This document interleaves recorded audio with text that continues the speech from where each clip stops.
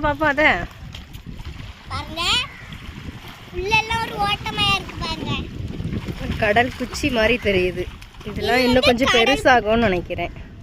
நாங்கள் சின்ன பிள்ளைங்களா இருக்கும்போது ஸ்லேட்டில் வந்துட்டு கடல் குச்சி வச்சுலாம் எழுதியிருக்கோம். இந்த மாதிரியான அனுபவம் யாருக்காச்சும் இருக்குதா? நகரடி இதோட உண்மையான பேர் என்னன்னு தெரிஞ்சிச்சுன்னா கமெண்ட்டில் சொல்லுங்கள்.